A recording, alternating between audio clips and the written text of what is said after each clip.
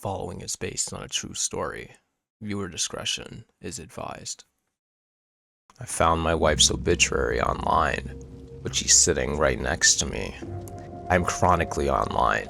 I Google lots of things and people when I'm bored. I've Googled my own name before, along with friends, acquaintances, conspiracy theories, and random internet sundries. But last night was the first time I'd Googled my wife's name, and I found something I'd never forget. The first hit was an obituary. Of course, I assumed it was someone with the same name as her. Her first name is Emily, and her last name is pretty common. I'm not gonna share it here because I don't want to be doxxed, but I clicked it anyway, just out of curiosity. My heart fell through the floor when I saw a photo of my wife on the website. Blonde, highlighted hair, dark eyes, and the dates matched up too, 1986 to 2012.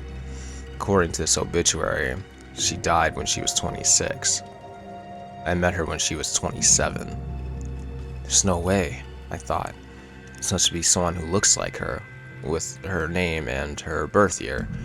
But I knew it was too many coincidences to be wrong.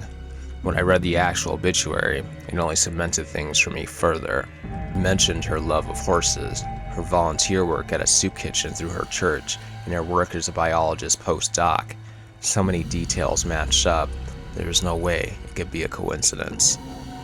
"What you looking at?" I jumped as my wife came in from the kitchen and sat down next to me. On instinct, I slammed the laptop shut. "Nothing," I said.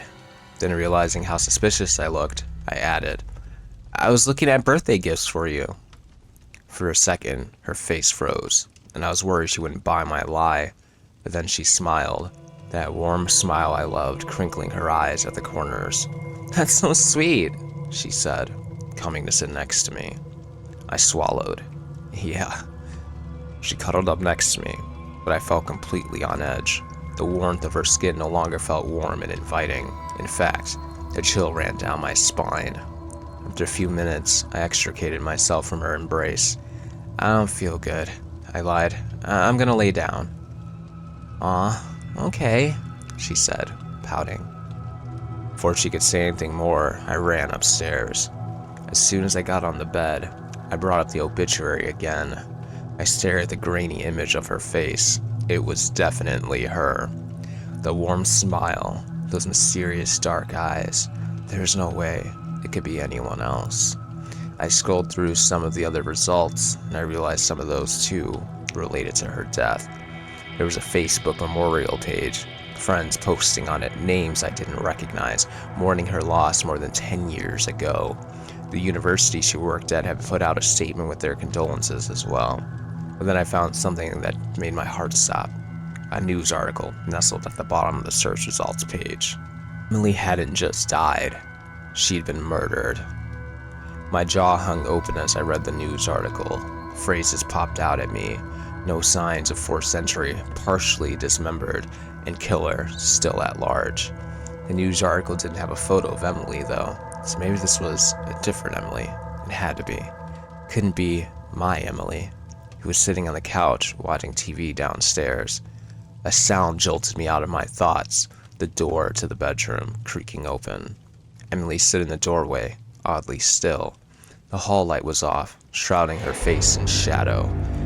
"Emily?" I asked, my voice shaking. "I came up to check on you," she said in a soft, cool voice. "Thanks," I said, quickly turning off my phone and slipping it behind me. "I'm feeling better now. I'm fine." "Glad to hear that," she said, her voice going lower. And tried to keep my cool as she climbed into bed with me. I lay there, stiff and cold, as she wrapped her arms around me. "I love you, baby," she whispered as she cuddled with me under the covers. "I love you too." So that's where I am now. I'm writing this from my phone as Emily sleeps next to me. I don't know if I'm safe here. I don't know who or what I'm dealing with. All kinds of crazy scenarios have been floating through my mind. Did Emily have an identical twin that died? She took over that twin's identity? Is she some horrible creature from folktales who killed Emily and took on her appearance? The more minutes that tick by, the wilder my theories got. None of them made sense. There's only one thing I'm sure of. Whoever, or whatever, I'm sleeping next to isn't the real Emily.